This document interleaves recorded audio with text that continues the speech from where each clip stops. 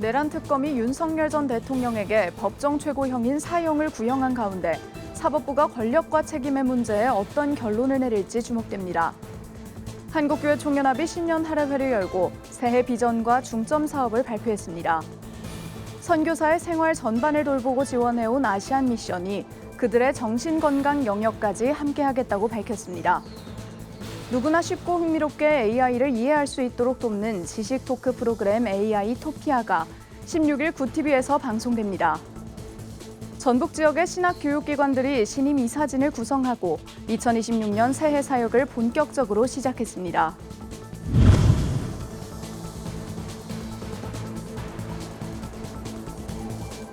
시청자 여러분 안녕하십니까? 구티비 뉴스입니다.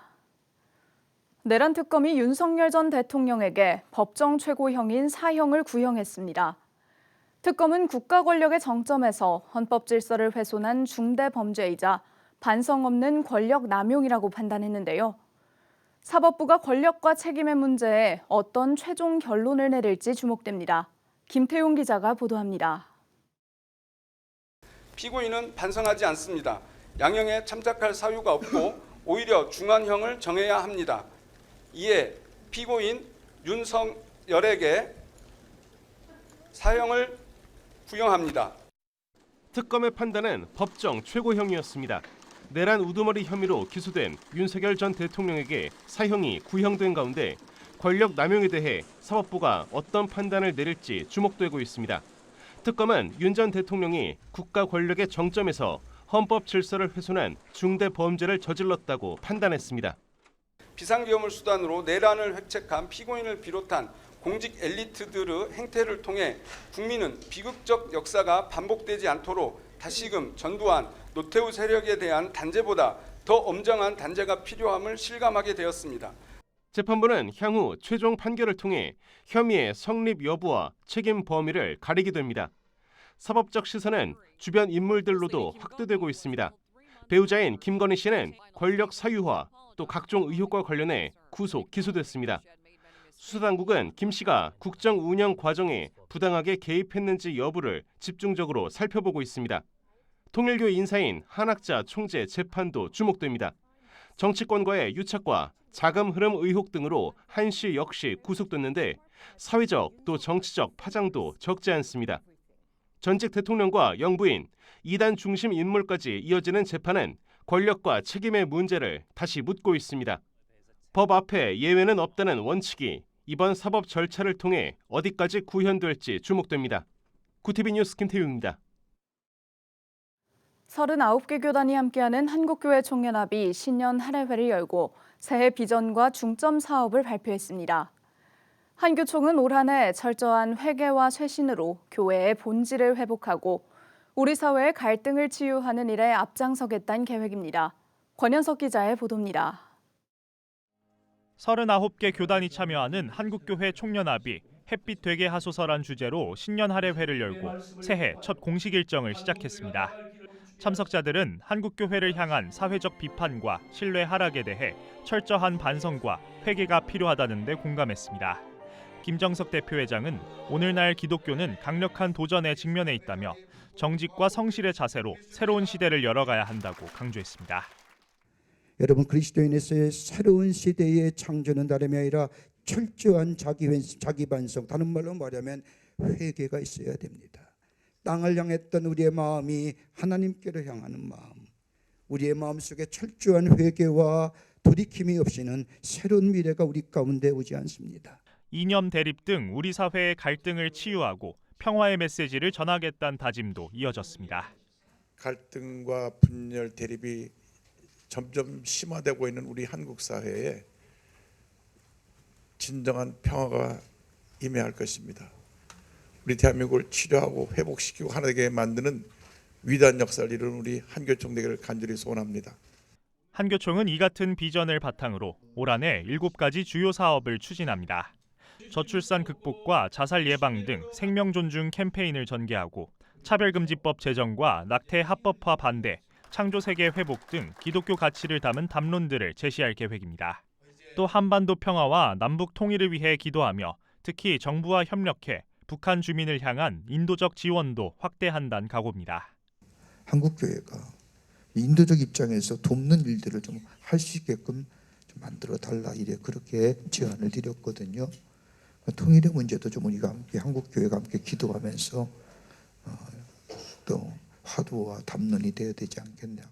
한교총은 이 밖에 기독교 문화유산 보존과 교계 연합 사업도 지속적으로 추진할 예정입니다. 구티비 뉴스 권현석입니다. 해외에서 헌신해온 선교사들의 정신건강 문제는 더 이상 개인만의 문제가 아닙니다.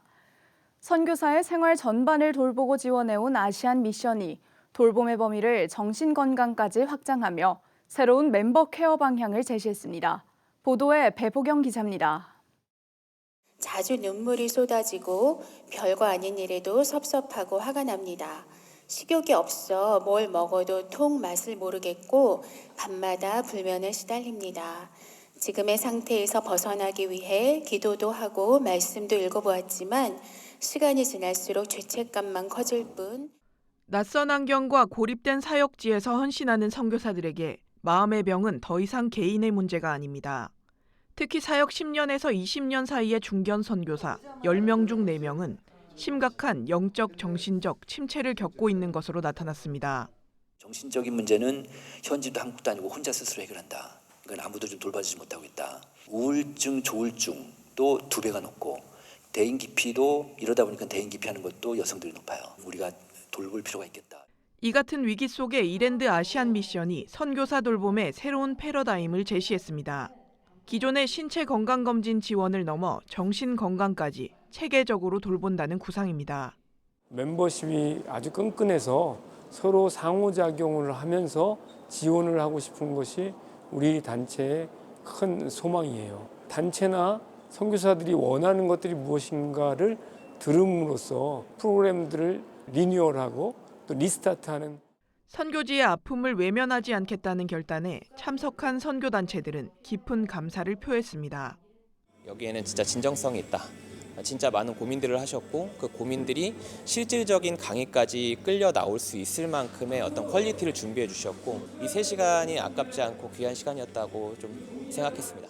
1980년 설립된 아시안 미션은 그동안 재정 지원은 물론 주거와 의료, 회복 프로그램 등 선교사의 삶 전반을 돌보는 멤버 케어 사역을 이어왔습니다. 올해는 가족 중심의 멤버 케어와 다음 세대 지원, 그리고 국내 사역자 케어라는 3대 키워드를 발표하며 선교 지원의 사명을 재확인했습니다. 선교지의 보급 창고를 넘어 사역자의 마음까지 돌보는 영적 안식처를 자처한 아시안 미션은 위태로운 선교 현장을 다시 세우는 든든한 방어선이 되고 있습니다. 구티비 뉴스 배보경입니다. 구티비가 AI 시대를 살아가는 시청자들을 위한 새로운 지식 프로그램 AI 토피아를 오는 16일 금요일 오전 10시 30분에 방송합니다.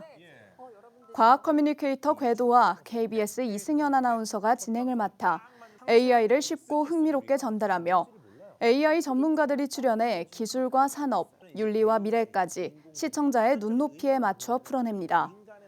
첫 회에는 서울대학교 AI연구원 원장 장병탁 교수가 출연해 AI의 작동 원리와 생성형 AI의 의미를 설명하고 철학과 윤리의 관점에서 AI를 조망합니다.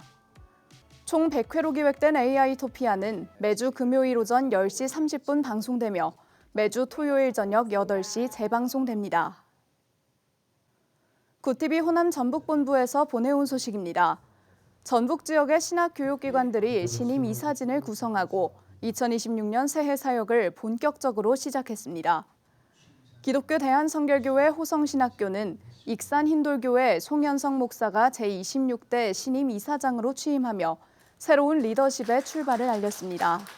우리 호성신학교가 앞으로 지역 사회에 많은 교회를 섬길 수 있는 일꾼들을 길러내고 양성할 수 있도록 또 기도하고 또 영적으로 또 물질적인 부분은 지 교회에서 많이 또 섬길 수 있는 기회를 또 가질 수 있도록 그렇게 하도록 하겠습니다.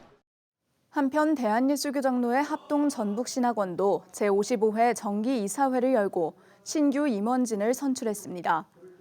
군산서부교회 백종석 목사가 신임 이사장으로 추대됐고 신임 학장에는 초원교회 진두석 목사가 선임됐습니다. 우리 학생들 전 학생 100% 장학금 직업을 위해서 우리 이 사회가 더 도와드려야 될 상황이 되었습니다. 이런 일들을 통해서 선지동산 전북신학원이 발전하고 성장할 수 있는 기회가 되었으면 합니다. 전북신학원은 이번 정기이사회를 기점으로 학제 운영을 내실화하고 지역 교계와 협력해 신학교육의 질을 높이는 데 힘을 모을 것을 다짐했습니다.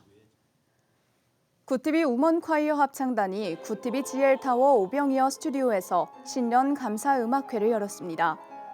창단 10주년을 맞은 합창단은 가곡과 찬양, 피아노와 바이올린 연주로 감사를 전했습니다. 어려움들 이기고 이렇게 좋은 모습으로 창단 10주년을 할 수 있어서 너무나 감사의 눈물을 많이 흘리곤 합니다. 더 많은 사람들에게 선한 영향력을 끼치고 영혼을 살리는 그런 일을 끝까지 할 것이고요. 그리고 영성 깊은 합창단이 되기를 소원합니다. 합창단은 앞으로 매주 오병이어 스튜디오에서 연습을 진행하며 송도 아시아 합창제와 세계 성가 합창제에 참여하는 등 다양한 활동을 이어갈 계획입니다. 글로벌 선교방송단 도바울 선교사 기자의 보도입니다. 경기도 연천 오사단 기갑부대 은혜교회에서 특별 예배가 열렸습니다. 천국을 준비하는 자의 삶을 주제로 1인 인형극이 진행됐고 70여 명의 장병들은 은혜의 시간을 가졌습니다. 도선교사는 이번 군사역이 뜻깊었다며 앞으로도 장병들에게 복음을 전하는 사역을 이어가겠다고 전했습니다.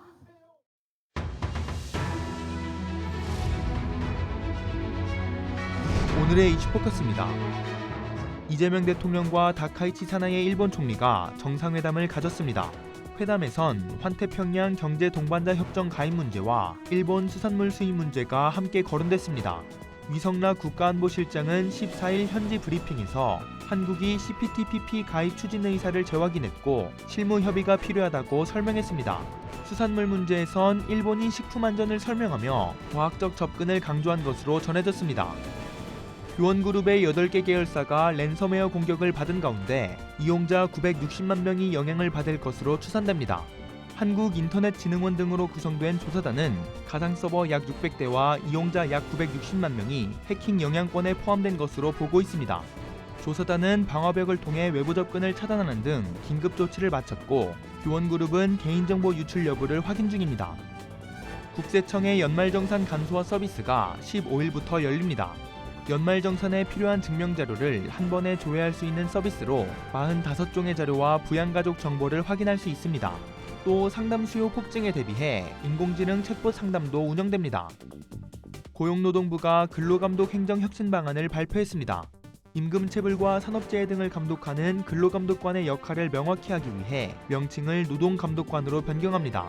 감독 대상 사업장은 2027년까지 14만 개로 확대하고 감독 사각지대 최소화를 위해 일부 사업장의 감독 권한을 지방정부에 위임합니다. 오는 4월부터 단속경찰관의 약물 측정 요구에 불응할 경우 처벌받을 수 있습니다. 경찰청은 14일 도로교통법 개정으로 4월 2일부터 약물운전 측정 불응제가 신설된다고 밝혔습니다.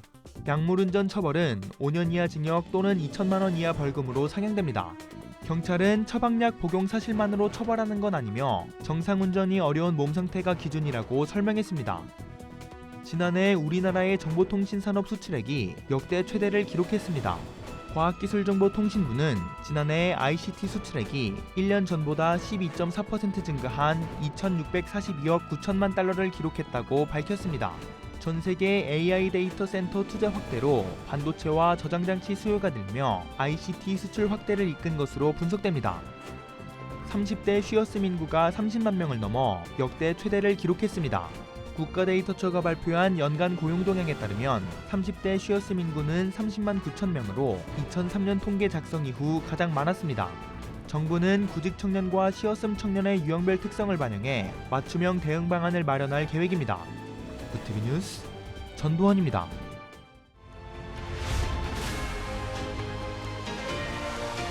구티비 월드와이드입니다.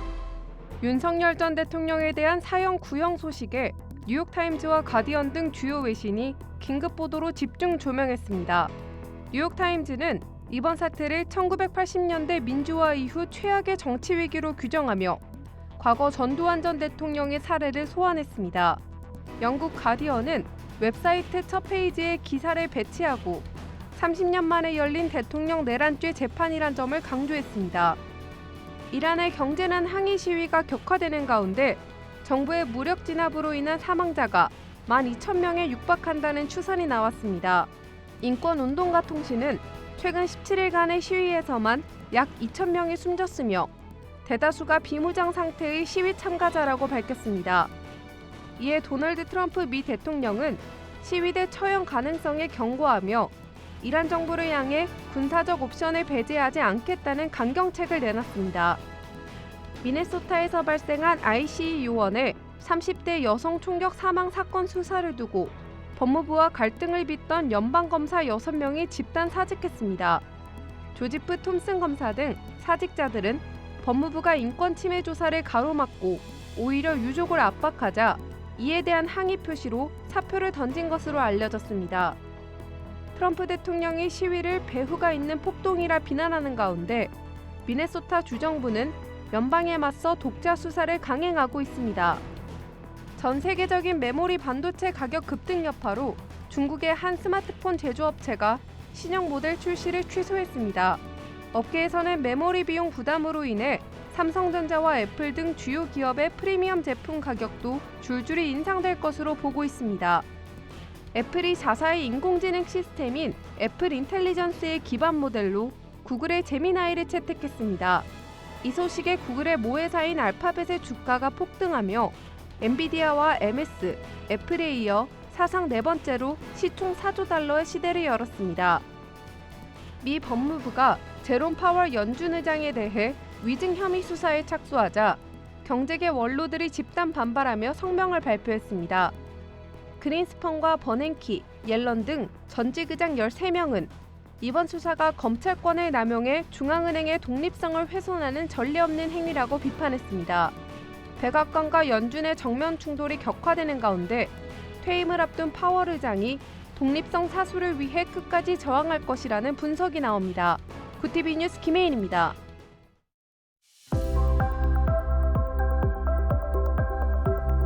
내일은 전국에 눈이나 비가 내리겠습니다.